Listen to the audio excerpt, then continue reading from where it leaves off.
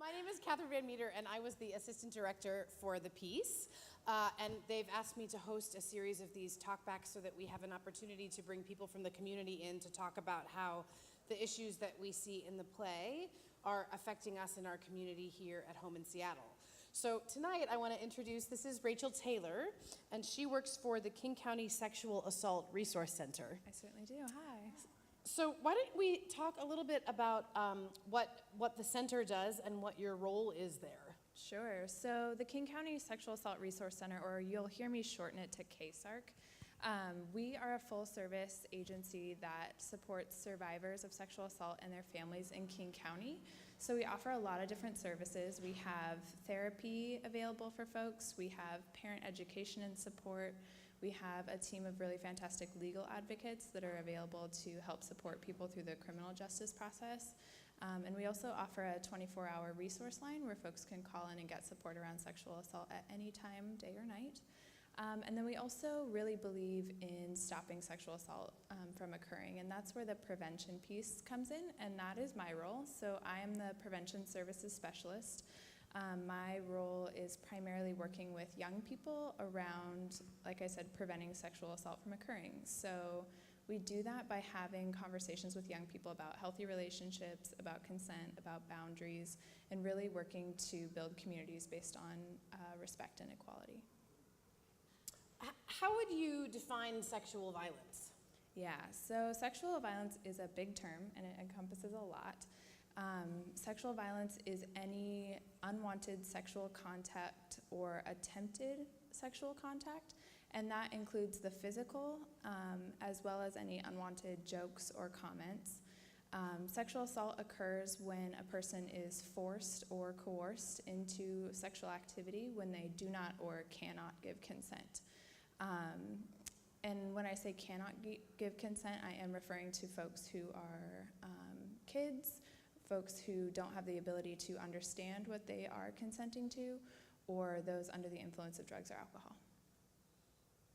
And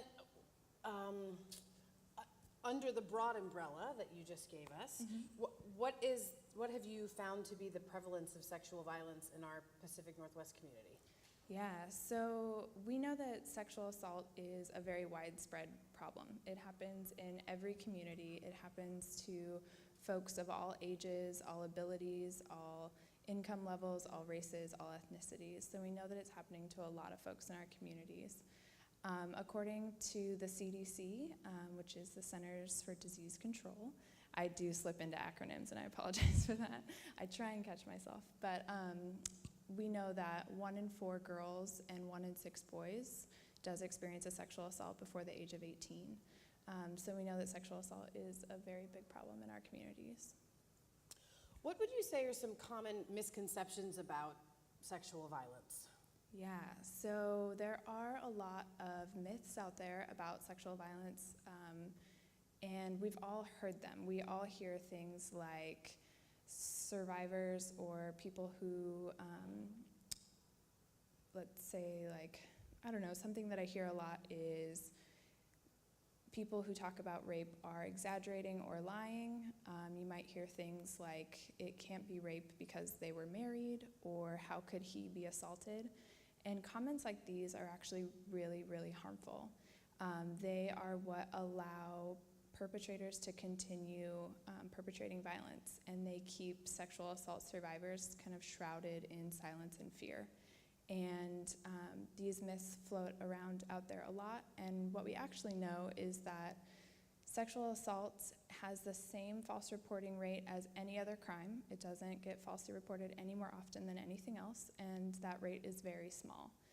And with that said, and because we know that's true, it's important to believe survivors when they disclose a sexual assault. We know that that is actually a huge determinant in how well they're able to recover, or how well they're able to process through their experiences. The reaction of the first person that they choose to tell, and being believed is a huge part of that.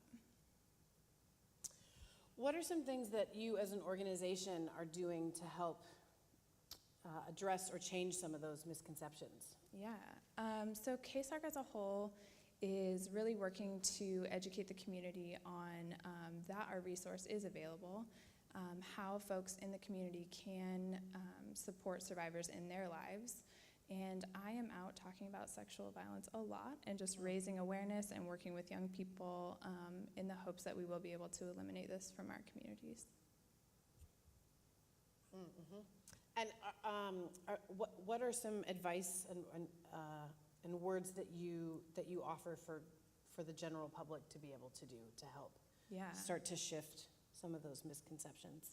Sure. So I think we all have a really important role to play in shifting people's beliefs around survivors and around sexual assault.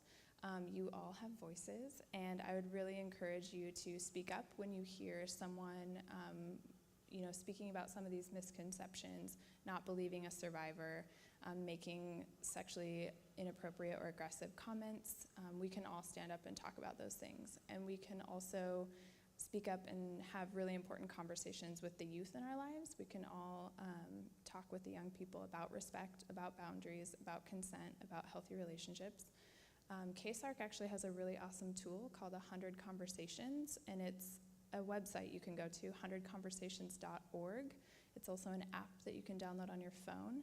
And it was developed by KCSARC in partnership with King County Youth. And the youth we were working with really said, they were talking about this idea of having one talk, right? Like you sit down with your parents and you have the talk. And they were saying that this shouldn't be one conversation. This should be like 100 conversations. So they went through and created 100 conversations. And they are outlines that adults can use, parents, caregivers, educators can read through the questions that youth themselves said, hey, we do want to talk about these things, and here's a good way to approach us.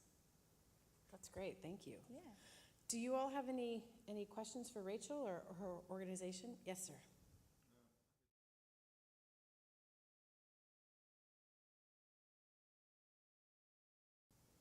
Yeah. Two questions. So so the support of politicians. My work at KCSARC is really focused on working with the youth specifically, and that's really where my area of expertise is. I know that we do have, programs where we do reach out and work with politicians and policymakers. We have a program called Court Watch. I don't know if you're familiar with that, but that is a program where we have a team of volunteers go in to our courthouses, both in Kent and in Seattle, and they are able to they watch the hearings that are going on, and they take notes on how those hearings are going, and then we're able to track a lot of data on how survivors are being treated in courthouses and how those cases, like how long they're taking from start to finish and how they're being handled. We do have a lot of really talented folks at KCSARC working closely with politicians, but unfortunately that's not me, so I don't feel like I can speak entirely to that, but I think it's a really important question. I would encourage you to reach out and look at our website, which is KCSARC.org, ksarc.org, and you can learn more information about that. I can speak a lot to the schools because that is part of my role. I am currently running prevention programming out in the Riverview School District, which is Carnation and Duval. So I have, right now I'm working with the 9th and 10th grade classes, and I'm running a 6-week curriculum with them. So like I said, we're talking about boundaries, consent, healthy relationships, all of those topics. And once I complete the 6 sessions with the 9th and 10th graders, I'll then be able to do 3 sessions with the older students, the 11th and 12th graders. So those are sort of our long-term programs in the schools. And what we know about prevention is that the more sessions that we have with folks, the more effective it is. So if you're going in to talk to folks about respect and consent, you're really looking at shifting some of those tightly held values that they might already have. So we're having a lot of conversations about why it's important to be in healthy relationships, why it's important to respect people in our lives. That takes a little bit of time. With that said, I also do go in and do sort of one-time presentations at high schools. I have teachers who will reach out and say, we're reading a book where a sexual assault occurs. Would you be willing to come in and chat with folks about it? And I do that as well. We just know that, the longer we can have some of that classroom time, the more effective it'll be.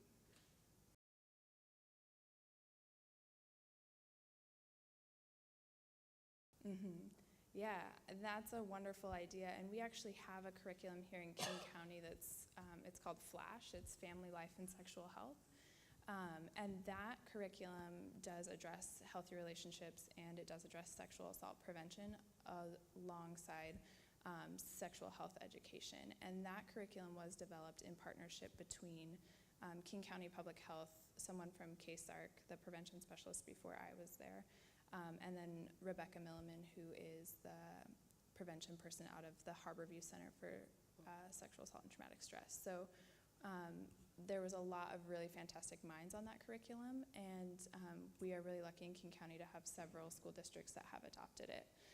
Because I think you're right, there are not a lot of full-time prevention people out there, and there's a really high need. So I agree with you, if we can get folks that are already in the school 7 or 5 days a week, maybe they should be 7, I don't know, but we can, have more folks exposed to the programming, so yeah. Thank you. Other thoughts or questions?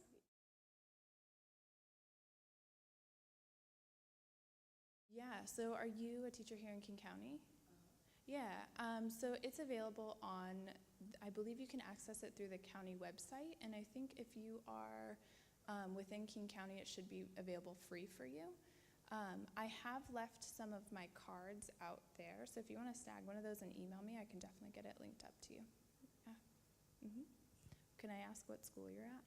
Well, I was at Georgia K for 9 years, but I was in substitute teaching for the last 2 years. Great. So I deal with a lot of schools. Yeah, very nice. Excellent. Any other questions from you guys? Good questions. There's a moment in the musical after Efwa has been assaulted where she sort of seems vacant and as though she's left. Mm-hmm. Is that response typical? Is there such a thing as a typical response? Yeah, and that's a really important question, because what we know about a response from a survivor is there is no normal, right? So there is no one way that someone will respond or react after a sexual assault has occurred.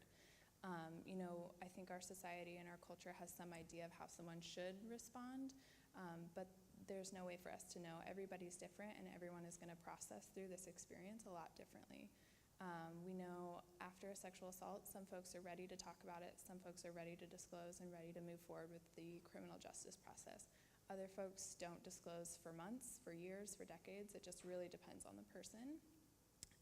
And with that said, it's also really important for us, knowing that, to remain patient when we're working with a survivor or supporting someone in our life that has experienced that, and know that what their view of support is or what they think is appropriate for them in their healing may not match what we would do, but that's okay, and that's completely normal. In our previous conversation, you said that April is Sexual Assault Awareness Month, and that this year the theme is Prevention is Possible. What are some positive changes that you have seen in terms of prevention? Yeah. Something that I am really impressed with and that I am noticing is that sexual assault prevention, or sexual assault in general, is really starting to become more of a part of the conversation. So we've got folks that are watching movies like The Hunting Ground, which is about sexual assault on college campuses, or reading Missoula, by John Krakauer, which is about the same. And we also, I don't know if we have any folks here that watched the Oscars, but we had Vice President Joe Biden get up and speak about sexual assault on college campuses before he introduced Lady Gaga, who sang her song and actually had sexual assault survivors on the stage with her. And I think that is really important to me, at least, because what I see with that is the silence being broken around it. And I see that, because that's something that allows violence to continue to be perpetuated, is when folks are stuck in silence and there's a lot of shame around it. So when it becomes part of this larger conversation that folks are having, it's really powerful. And I think I talk to folks a lot about using their voices, and I really want to encourage you to use your voice, because we have a lot of work to do on the prevention side, as far as getting the support of more politicians and moving policy in a direction that is supporting survivors and holding perpetrators accountable. But I think on the individual level and on the daily level, we can all talk with the folks in our lives. We can speak up when we see disrespectful behavior. We all have that power, which is really important. Thank you. Yeah, thanks for having me. Yeah, absolutely. This conversation is going to be on our website at villagetheater.org if you have other people that you wish had been able to hear and listen to this conversation today. We also, all of our Talkback series is going to end up on our website if there are other topics that you're interested in but can't make those events. We'll just give this guy a microphone. Well, thank you, Rachel, for coming, and thank you all for staying and coming to the show, and we will see you all in the future. Yeah, have a good night.